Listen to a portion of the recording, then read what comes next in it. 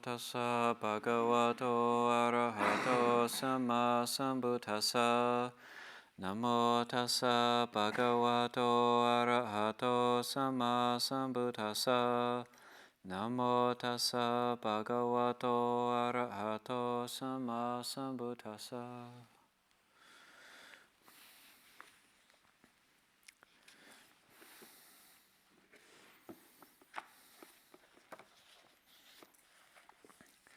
And I'll continue reading from Life of the Buddha, and this is just a lot of Dhamma teachings, a Dhamma feast for this morning. It ended with the newly awakened Buddha convincing the 5 ascetics that he had reached the deathless.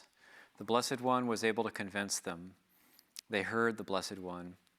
They listened and opened their hearts to knowledge. Then the Blessed One addressed the bhikkhus of the group of 5 thus. Bhikkhus, there are these 2 extremes that ought not to be cultivated by one who has gone forth. What 2? There is devotion to pursuit of pleasure and sensual desires, which is low, coarse, vulgar, ignoble, and harmful. And there is devotion to self-mortification, which is painful, ignoble, and harmful.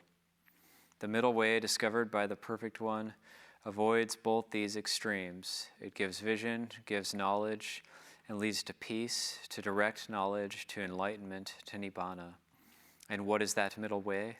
It is this noble eightfold path, that is to say, right view, right intention, right speech, right action, right livelihood, right effort, right mindfulness, and right concentration. That is the middle way discovered by the Perfect One, which gives vision, gives knowledge, and leads to peace, to direct knowledge, to enlightenment, to nibbana.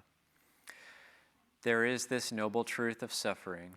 Birth is suffering, aging is suffering, sickness is suffering, death is suffering, sorrow, lamentation, pain, grief, and despair are suffering. Association with the loathed is suffering. Disassociation from the loved is suffering. Not to get what one wants is suffering. In short, the 5 aggregates affected by clinging are suffering. There is this noble truth of the origin of suffering.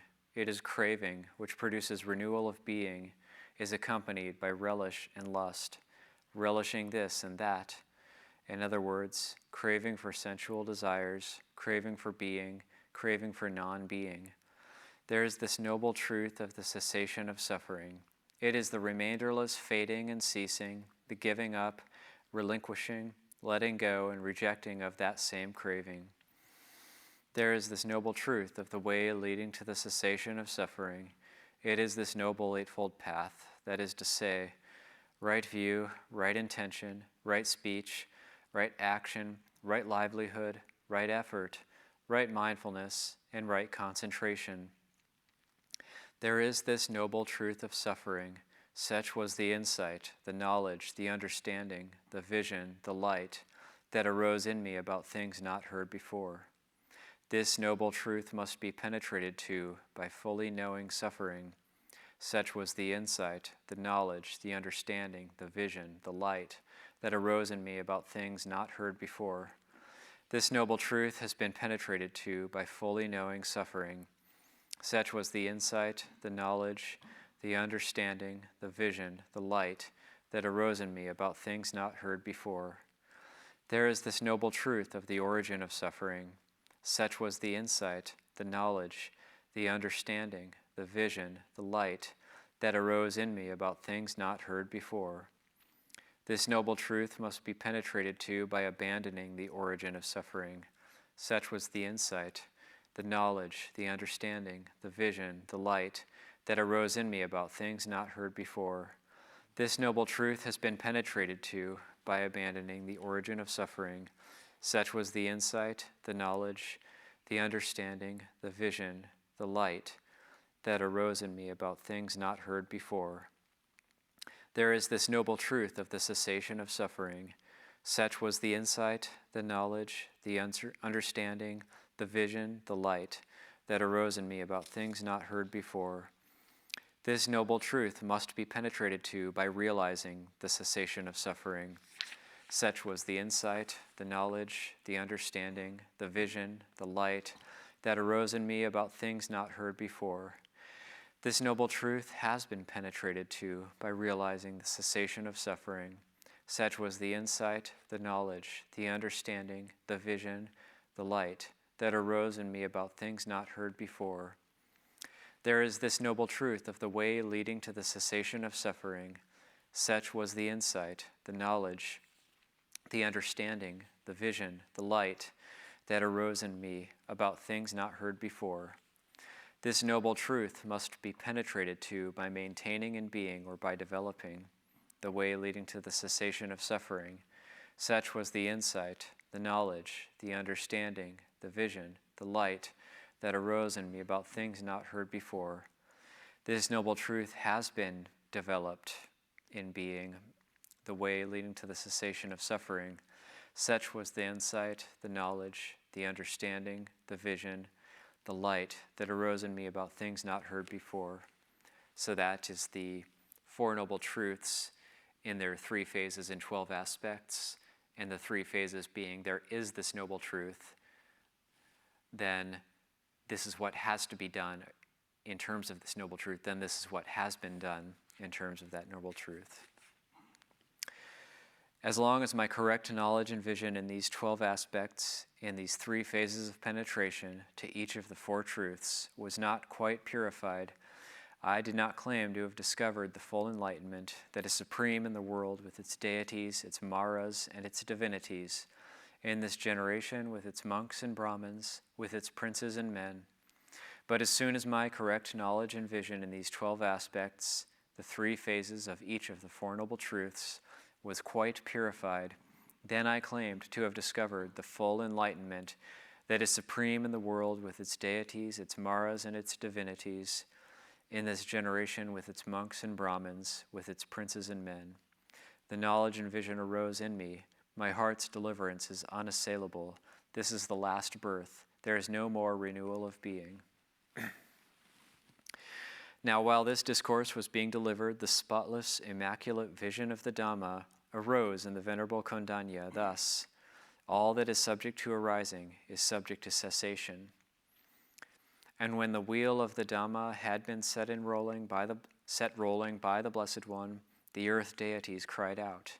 At Benares, in the deer park at Isipatana, the Tathagata, accomplished and fully enlightened, has set rolling the matchless wheel of the Dhamma, which cannot be stopped by any monk or Brahmin or deity or Mara or divinity or anyone in the world.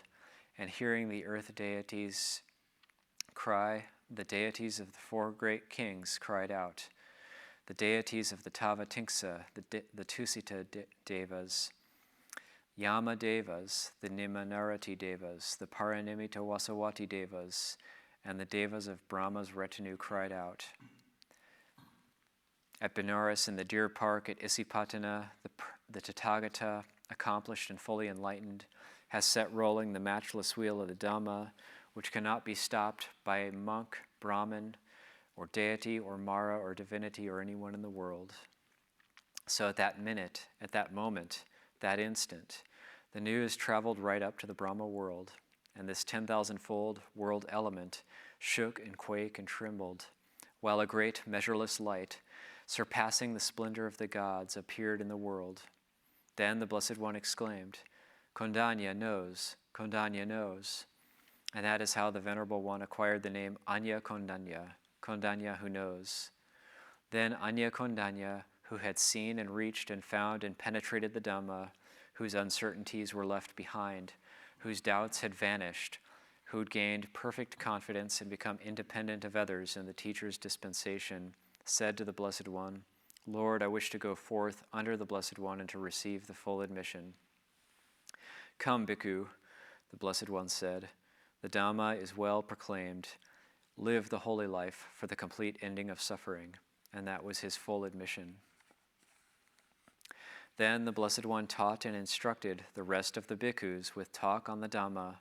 As he did so, there arose in the Venerable Wapa and the Venerable Bhaddiya the spotless, immaculate vision of the Dhamma. All that is subject to arising is subject to cessation. They too asked for and received the full admission. Then, living on the food they brought to him, the Blessed One taught and instructed the rest of the bhikkhus with talk on the Dhamma. All 6 lived on the food brought back by 3 of them. Then there arose in the Venerable Mahanama and the Venerable Asaji the spotless, immaculate vision of the Dhamma, and they too asked for and received the full admission. Then the Blessed One addressed the bhikkhus thus, and this goes into the discourse on Anatalakkhana Sutta, the discourse on not self. This is also the first vasa, so according to the commentaries, the first vasa was spent in the deer park at Esipatana. So throughout the vasa, there was 3 of the bhikkhus going for alms food and then sharing it out.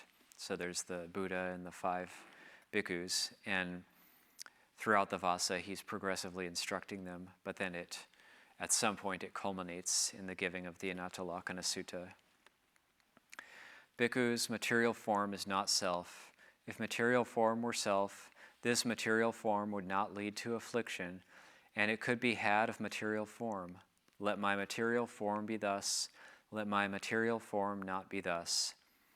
And it is because material form is not self, that it therefore leads to affliction, and that it cannot be had of material form. Let my material form be thus, let my material form not be thus. Feeling is not self, perception is not self, mental formations are not self, consciousness is not self. If consciousness were self, this consciousness would not lead to affliction, and it could be had of consciousness. Let my consciousness be thus, let my consciousness not be thus. And it is because consciousness is not self that it therefore leads to affliction, and that it cannot be had of consciousness. Let my consciousness be thus, let my consciousness not be thus.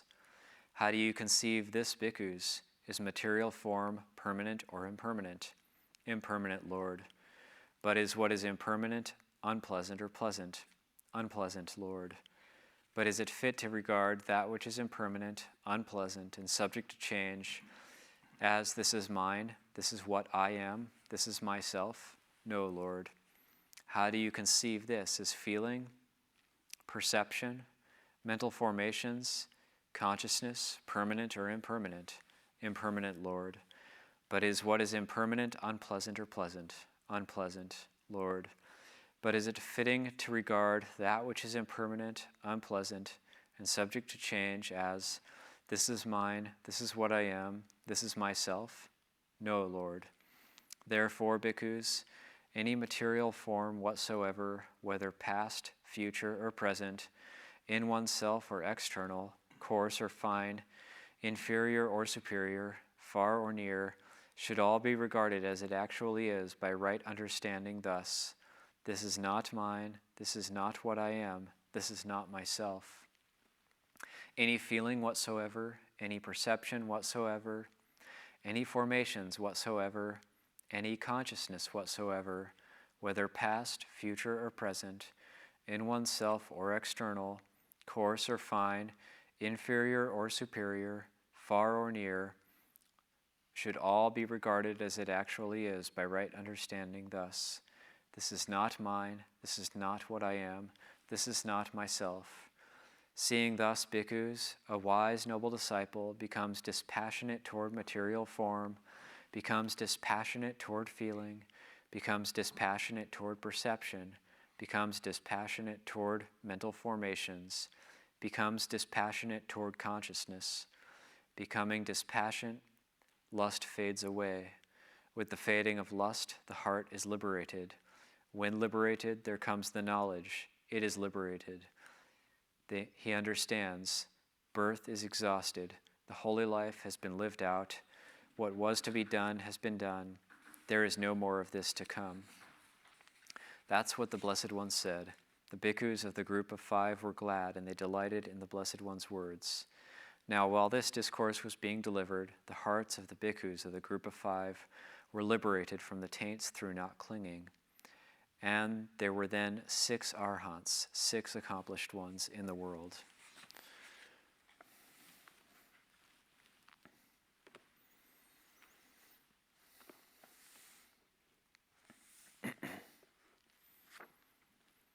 And so now we get to chapter 4, the spreading of the Dhamma, and then this is how the Sangha slowly starts to build up, and at this point, the Buddha and the 5 bhikkhus are still at the deer park.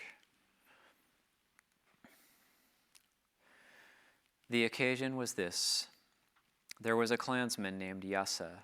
He was a rich merchant's son and delicately brought up. He had 3 palaces, one for the winter, one for the summer, and one for the rains. In the rains palace, he was entertained by minstrels with no men among them. For the 4 months of the rains, he never went down to the lower palace. So it's a very similar background to the Buddha himself. Now, while Yasa was amusing himself, enjoying the 5 kinds of sensual pleasures with which he was furnished, he fell asleep, though it was still early, and his attendants fell asleep too. But an all-night lamp was burning, and when Yasa woke up early, he saw his attendants sleeping. There was one with her lute under her arm, another with her tabor under her chin, another with her drum under her arm. The hair of one had come unfastened, another was drooling, others were muttering, and it seemed like a charnel ground.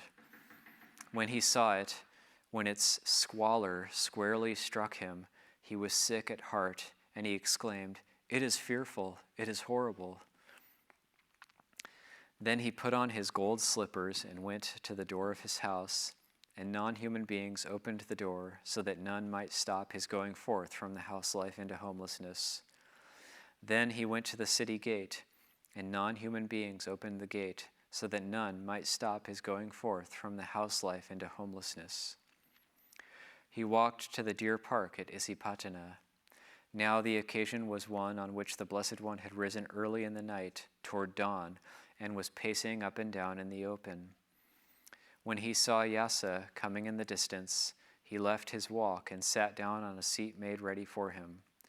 When Yasa was not far from the Blessed One, he exclaimed, "It is fearful, it is horrible." Then the Blessed One said, "This is not fearful, this is not horrible. Come, Yasa, sit down. I shall teach you the Dhamma."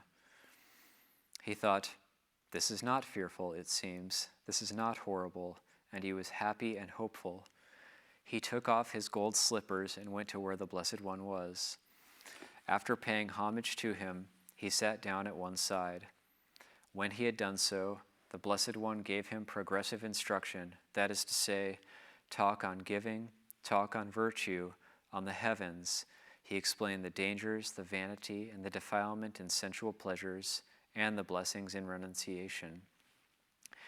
Those 5 things, the talk on giving, on virtue, on the heavens, the dangers of sensuality, and the benefits of renunciation, that comes up over and over again in terms of ripening people's minds for the Dhamma. And it's a list that's taught in the basic Dhamma studies in Thailand. When he saw that Yasa's mind was ready, receptive, free from hindrance, eager and trustful, he expounded to him the teaching peculiar to the Buddhas, suffering, its origin, its cessation, and the path to its cessation. Just as a clean cloth with all marks removed would take dye evenly, so too while Yasa sat there, the spotless, immaculate vision of the Dhamma arose in him. All that is subject to arising is subject to cessation. Now Yasa's mother went up into his palace. Not seeing Yasa, she went to the merchant and said, "Your son Yasa cannot be found." Then he sent messengers in all 4 directions, and he himself went to the deer park at Isipatana. Seeing the prince of the gold slippers, he followed them. The Blessed One saw him coming. He thought, "Suppose I use my supernormal power so that while the merchant is sitting here, he will not see Yasa sitting here." He did so. Then the merchant came to the Blessed One and asked him, "Lord, might the Blessed One have seen Yasa? Now sit down, and perhaps while you are sitting here, you may see Yasa sitting here too." He was glad when he heard this, and he paid homage to the Blessed One and sat down at one side. When he had done so, the Blessed One talked to him as he had done to Yasa. Then the merchant saw and reached and found and penetrated the Dhamma. He left uncertainty behind him, his doubts vanished, he gained perfect confidence and became independent of others in the teacher's dispensation. He said, "Magnificent Lord, magnificent. The Dhamma has been made clear in many ways by the Blessed One, as though he were writing the overthrown, revealing the hidden, showing the way to one who is lost, holding up a lamp in the dark for those with eyes to see visible forms. I go to the Blessed One for refuge, and to the Dhamma and to the Sangha of bhikkhus. Beginning from today, Lord, let the Blessed One receive me as his follower, who has gone to him for refuge as long as breath lasts." And he was the first male lay follower in the world to take the triple refuge. While the Dhamma was being taught to his father, Yasa reviewed the plane of knowledge that he had seen and experienced, and through not clinging, his heart was liberated from the taints. Then the Blessed One thought, after this achievement, Yasa is no longer capable of reverting to what he has left behind and enjoying sensual pleasures in the house life as he used to. Suppose I now stop using the supernormal power. He did so. The merchant saw his son sitting there. He said to him, "Yasa, my son, your mother is sorrowing and grieving. Give life to your mother." Yasa looked at the Blessed One. The Blessed One said to the merchant, "How do you conceive this? If Yasa had seen the Dhamma with the learner's knowledge and the learner's eyes as you have done, and if he had then reviewed the plane of knowledge that he has seen and experienced, and if through not clinging his heart had been liberated from the taints, would he be capable of reverting to what he had left behind and enjoying sensual pleasures in the house life as he used to do? No, Lord. But that is what Yasa has done. Now he is no longer capable of reverting to what he has left behind and enjoying sensual pleasures in the house life as he used to. It is a gain, Lord, it is a great gain for Yasa, that through not clinging his heart is liberated from taints. Lord, let the Blessed One with Yasa as his attendant monk consent to accept today's meal from me." The Blessed One consented in silence. Then, when the merchant knew that the Blessed One had consented, he rose from his seat, and after paying homage to the Blessed One, he departed, keeping him on his right. Soon after he had gone, Yasa said to the Blessed One, "Lord, I wish to receive the going forth and the full admission from the Blessed One." "Come, Bhikkhu," the Blessed One said. "The Dhamma is well proclaimed. Lead the holy life for the complete ending of suffering." And that was the Venerable Yasa's full admission. And then there were 7 arhants in the world. It now being morning, the Blessed One dressed, and taking his bowl and outer robe, he went with the Venerable Yasa as his attendant monk to the merchant's house, and he sat down on the appointed seat. Then the Venerable Yasa's mother and his former wife went to the Blessed One, and after paying homage to him, they sat down at one side.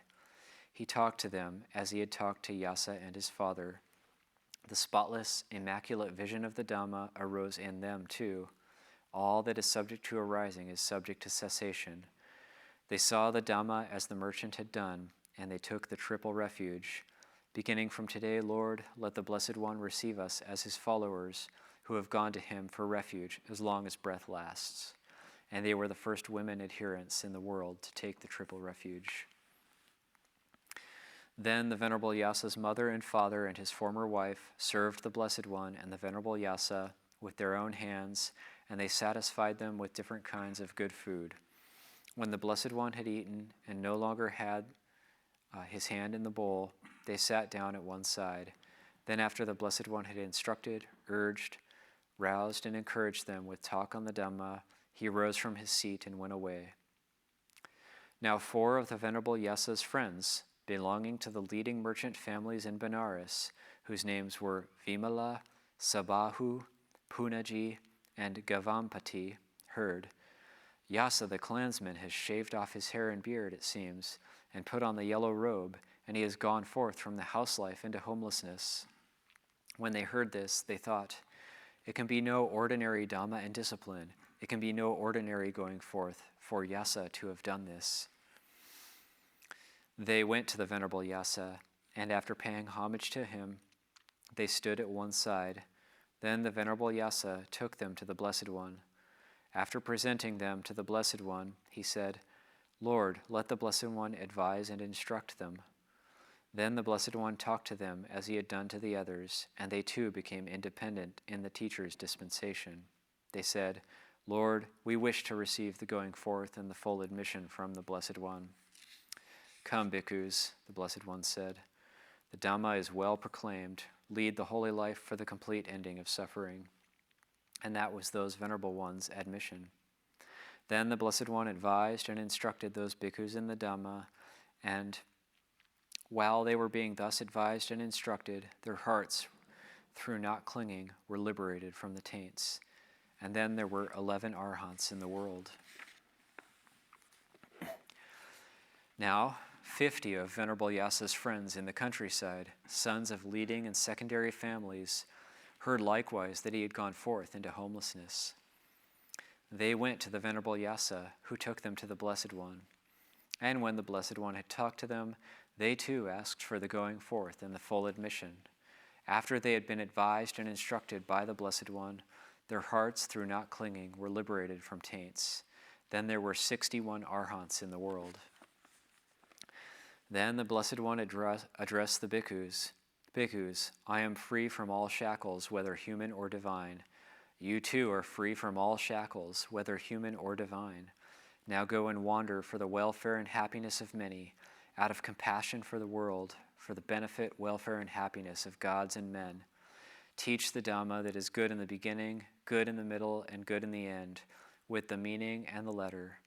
Explain a holy life that is utterly perfect and pure. There are beings with little dust on their eyes who will be lost through not hearing the Dhamma. Some will understand the Dhamma.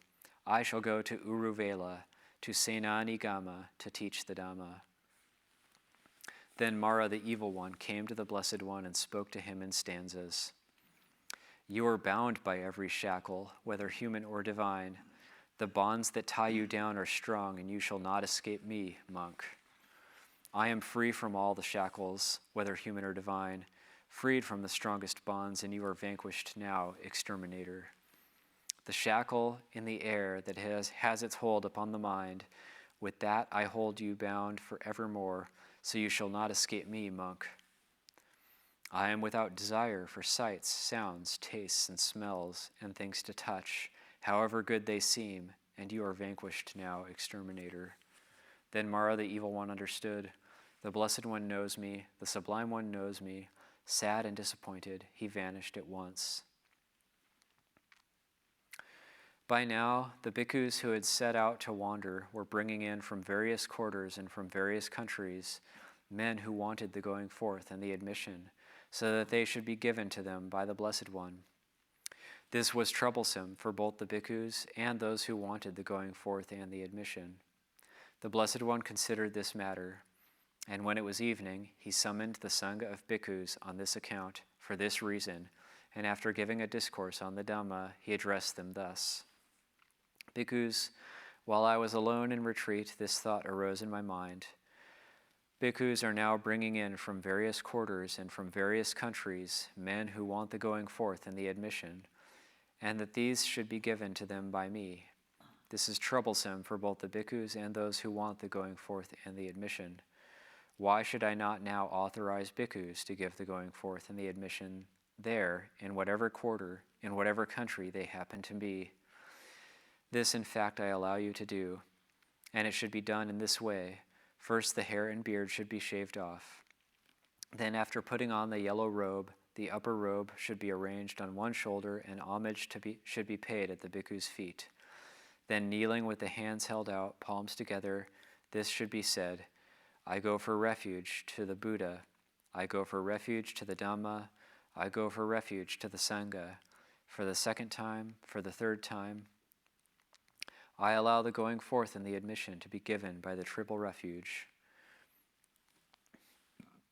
Now when the Blessed One had spent the rains at Benares, he addressed the bhikkhus thus: Bhikkhus, it is with ordered attention, with ordered effort, that I have reached and have realized the supreme deliverance.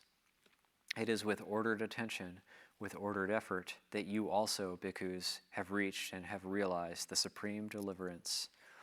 Then Mara, the evil one, came to the Blessed One and spoke to him in stanzas. You are bound by Mara's shackles, whether human or divine. You are bound by Mara's bonds, and you shall not escape me, monk.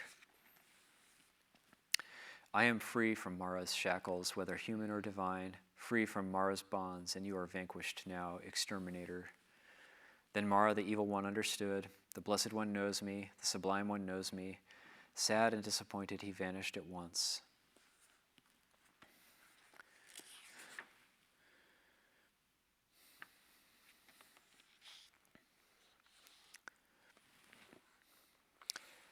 And after this, it goes into the Buddha wandering by stages to Uruvela, to where these famous ascetics, the Kassapa brothers, are living. And it's kind of a long story, so it's almost 10:20, so I'll leave it there for today.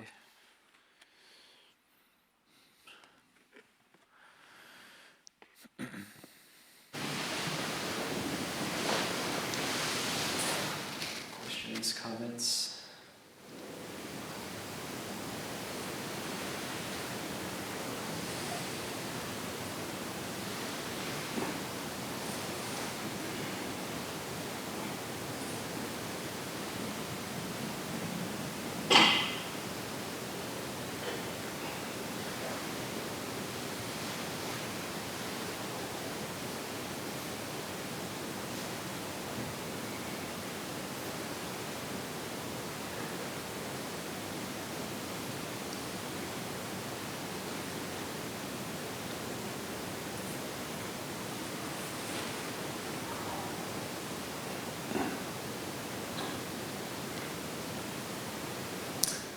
Some of those stories I really like.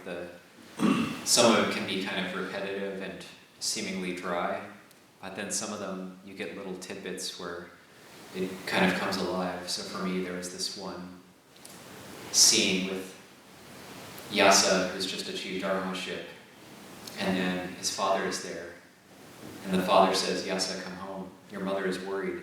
And Yasa looks at the Buddha. So it's like this very realistic little thing transpiring. Just for me, it gives me a nice image of the aliveness of the situation.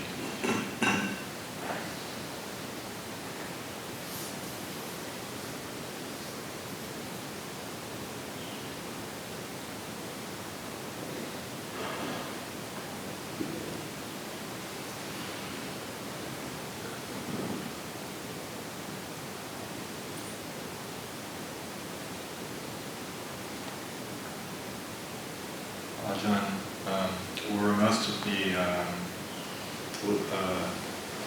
reminiscence of the Buddha from the wealthier strata of society? No, and we'll see later there was all walks of society that ended up ordained.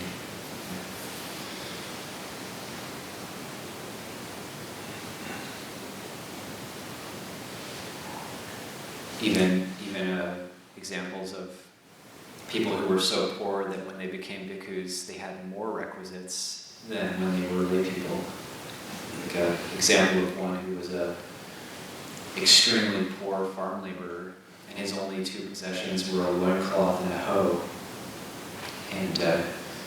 And when he became a bhikkhu, he actually was living better more comfortably than as a layman.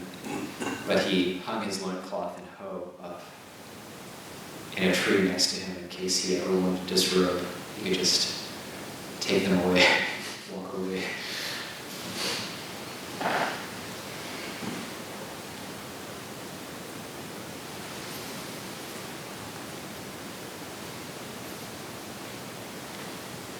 Ajahn.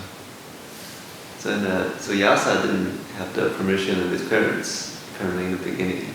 Yeah, that's a very good observation. That's before that rule was in place. So the permission from the parents only happens when Rahula goes forth later on. And King Suddhodana is heartbroken that not only his son, but his grandson goes forth.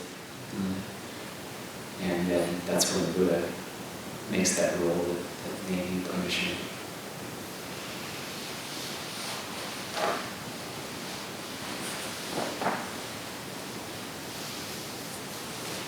I like these initial going forth stories because it seems like everybody has all this really strong karma with the Buddha, like his cousin Nana and stuff. These non-human beings help kind of aid, and the devas are looking out for these people as they, find their way to the Dhamma and the Buddha. Really cool.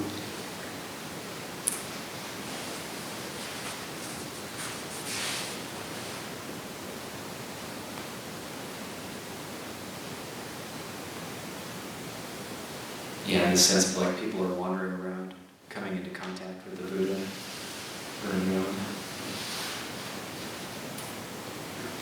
The opening of the gates and the opening of the doors. It says that Samaria, or the Yasa, sorry, not Samaria, Yasa, was leaving his palace and the doors just miraculously open. Yeah, it's those, like Bhikkhu Bodhi talking about in his introduction to that word of the Buddha, where those two parts play out in suttas, the completely ordinary and the miraculous living side by side.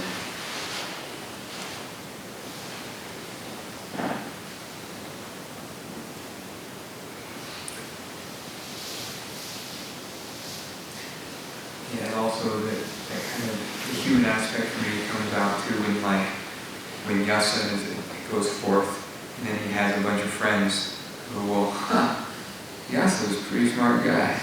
Like, we have that here too. I mean, I don't know how many times have people from various meditation groups or what have you come to the monastery after they hear, or for an ordination ceremony, and they go, wow, this guy was really smart, or he was really competent, and now he's going and doing this.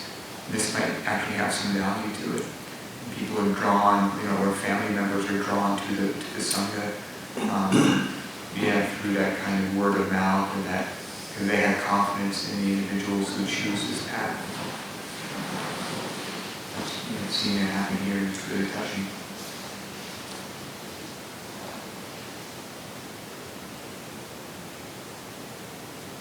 Yeah, I kind of think like Taylor introducing Kondanyo and people to kind of motivate, or like Yingin Hisayo and Minnan being part of the same meditation. Just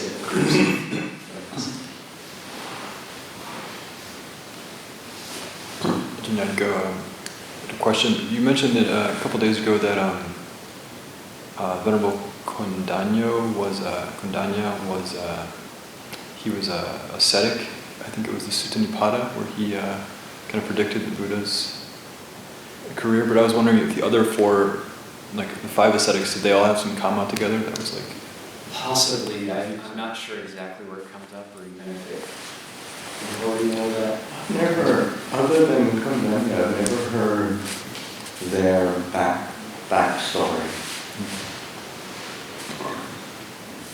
I thought that because I couldn't remember, because this is what they teach you in Buddha Prawat and Downtown, is these commentarial stories, and that Kondanyo is the youngest of like 108 seers that came to make predictions about the Bodhisattva, and that he maybe then ended up also like joining up with the Buddha, the Bodhisattva, when he's doing his austerities with 5 others of those 108 was my assumption, but it's not that clear.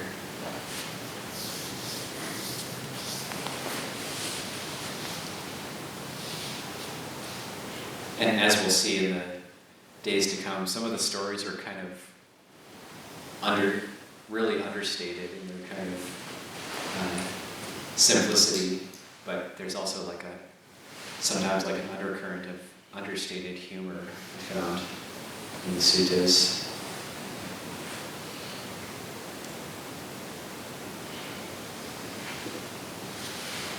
Like the 30 guys going into the forest with their wives and hanging out, and then wandering off and seeing the Buddha and all becoming monks. And there's just no explanation, just like what happened after that.